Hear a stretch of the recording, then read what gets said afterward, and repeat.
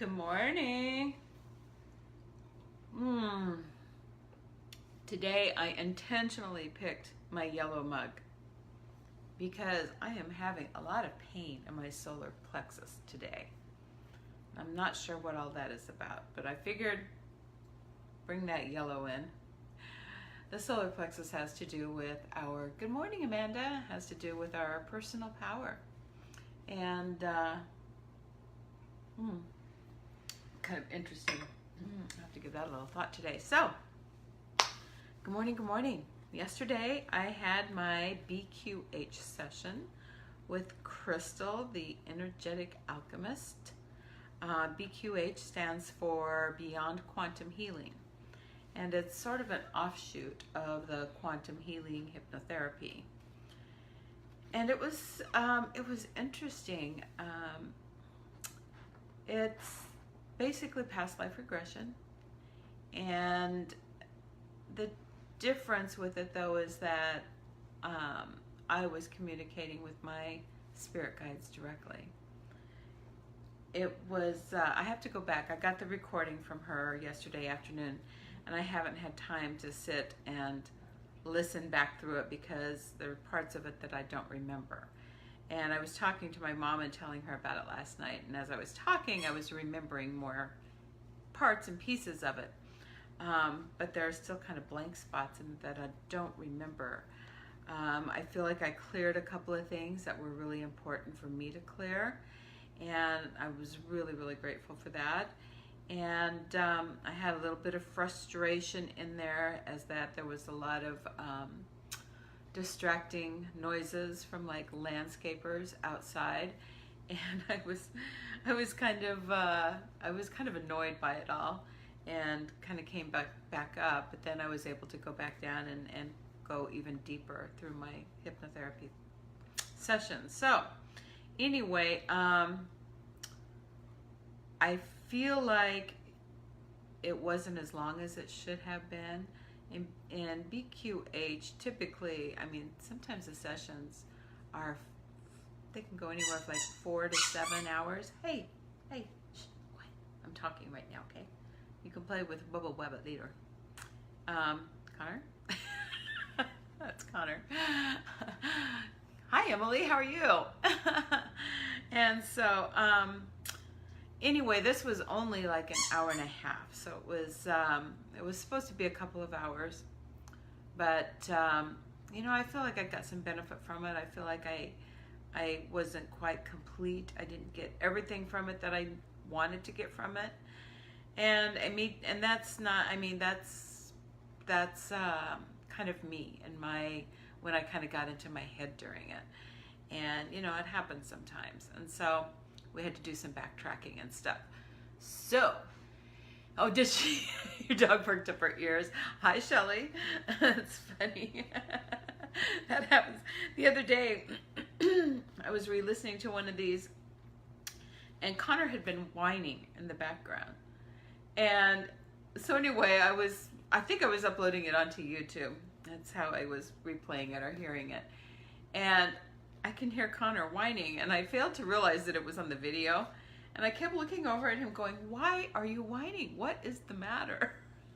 Then I realized it was on the video. It's like, oh, never mind. Okay, keep sleeping, Connor. Sorry. He's one of those that he just whines all the time, and usually for no reason. It's like a habit. My mom had a dog, Charlie, who was a pit bull mix. And Charlie did the same thing. He like whined all the time. I mean, he just walk around, his tail's wagging, but he's whining, so it's really funny. Hi, Robbie. Oh my gosh, we got the whole gang here this morning. So anyway, I've started to do some more research, excuse me, on the quantum healing, and because I'm not very familiar with it, although I have watched some of Dolores Cannon's work. She's the one who basically came up with this technique, the quantum healing technique, and it's much more in depth than the beyond quantum healing. And the quantum healing hypnotherapy is a very structured, it's like specific steps from what I'm told, what I understand, what I've learned so far. Whereas the Beyond Quantum Healing is a little bit more free flow. And so it's kind of doing the same work, but not in as many specific steps as the just plain quantum healing. The training for the quantum healing is quite a bit more expensive and more extensive than the Beyond Quantum Healing.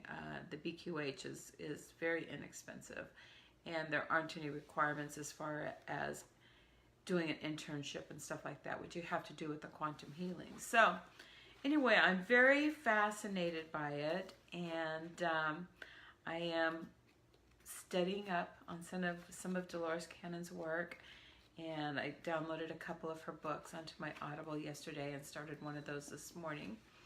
And who knows where to lead, but it was an interesting experience, and I would like to have another session with Crystal. She is amazeballs. So if you guys are curious, you can find her on Facebook, and her name is Crystal. I think her website is Crystal the Energetic Alchemist, and but you can find her on YouTube if you just type in the Energetic Alchemist. Gal with blonde, very very white blonde hair, and nice tan, and she lives in Texas. And she even did some light code work with me, where she was speaking another language that is something I've never heard before. It's a light code.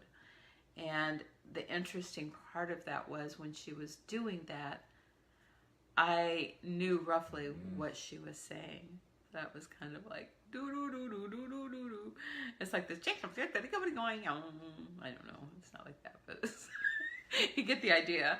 So anyway, it was very very interesting, and a lot of her work is based around the ascension process, and her videos have helped me so much because it'll bring clarity to some things, because I've been going through some physical things as well through this the last couple of months here.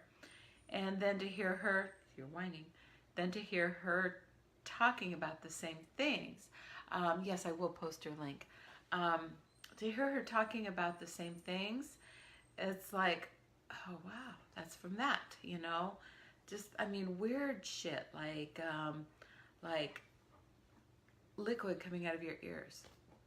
What's up with that? Weird stuff like that. Eyesight has changed. Going through times of being very tired. The last 2 weeks, I have just felt exhausted all the time. And, I get up and I just think, God, I just want to go back to bed. I want to go sleep for like 5 hours. And, I don't, who has time for that, right? But, so anyway, very interesting. I will post her Facebook page link, and you can watch, or maybe one of her YouTube videos or something. I'll post something on here, and you guys can check her out. She's really cool. She's really cool, and I really like her videos because, it's just, like I say, just her sharing her experiences is very helpful for me in my own process. So anyway, I have my work cut out for me, and it's a process, right? It's always a process. So, yeah, that's that. Yeah, energy shifts. Yeah, major energy shifts going on. And we're going through another wave of them right now too. So, what the hell's with this over here? Some weird thing happening. My hair is such a pain in the ass sometimes. So, anyway, today's chapter, this is from the Book of Awakening by Mark Nepo. And Mark Nepo is a poet, and he's a cancer survivor. And he started writing when he was going through cancer. He started writing these emails to a friend of his, and just kind of sharing thoughts that come to him. And an awakening process that he went through. And there were dozens and dozens and dozens of these emails, which he then compiled it into this book. And each day it's just another little topic. And I like them because they're short and sweet, and they each have a little exercise that you can do afterwards to experience this in the way that he's talking about it. So today's is called the Daily Experiment. Every time we talk to someone, there comes back to us a map of expectation as to how we should respond. We share a confusion. We are often given a direction. We share a pain. We are often given an instruction. We share a desire. We are often given a plan. The power of these unspoken maps should not be underestimated. For the endless gravities of expectation we move in and out of govern most of our thinking and summon most of our energy in denying them or complying with them. In actuality, underneath all the plans, pressures, and expectations, underneath all of the subtle guidance and nudging we receive from almost everyone, the next step is truly unknown and has never been taken by anyone. Thus, our spiritual charge is to maintain the wonder of the singular explorer that each of us is. Though I treasure that wonder, I have been obedient for most of my life, doing what was expected of me and more in hopes of being loved. And I have been rebellious, doing the opposite of whatever was mildly implied, ready to break any hold another might have on me. But the freshest step has always come when I've been brave enough to land at the end of what little I know, breathing new air and feeling new feelings in reaction to no one, in wonder at what is always possible. Yeah. I get the obedient part. I'm a rule follower, and I'm just like my dad in that regard. My dad is a rule follower, and so am I. And learning how to color outside the box has been part of my lessons over the last few years. Being willing to be vulnerable was huge for me. It was a huge undertaking on my part, because that's just not the person that I was raised to be. That was not the expectations that others held for me and that I held myself to as well. And so allowing that vulnerability and to be able to embrace it, I think was probably the most freeing part of my growth that I've experienced. You know, willing to let the house get a little messy sometimes. Or one thing I haven't been able to accomplish really is to not make my bed. Every morning, as soon as I get up, I make my bed. And if I don't make my bed, you know, I'll go in and take my shower and stuff, and it's like, I can't leave the room without making my bed. You know, that's just an expectation I put on myself. There's no harm in it. It's not a big deal.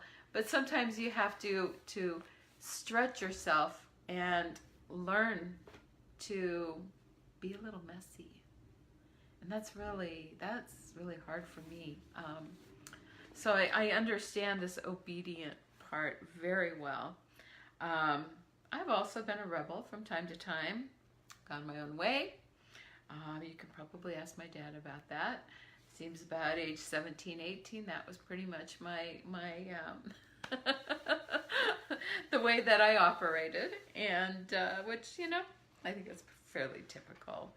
And, you know, I've always just trusted my own instincts and gone with it, whether or not it was always the best decision.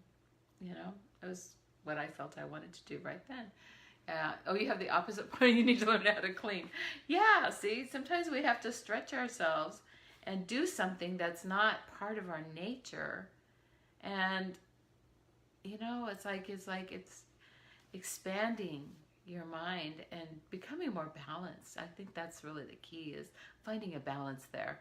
I'm too much of one way, you're too much of another way. There's got to be a happy place in between, right? That everybody could be okay with. So, yes, kind of stretching those boundaries and stretching those beliefs and habits.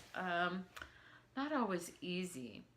I love the freshest step has always come when I've been brave enough to land at the end of what little I know, breathing new air and feeling new feelings in reaction to no one, in wonder at what is always possible. Isn't that beautiful? So here's the little exercise you can try later. We won't do it right now, but it says, okay, this is a standing meditation.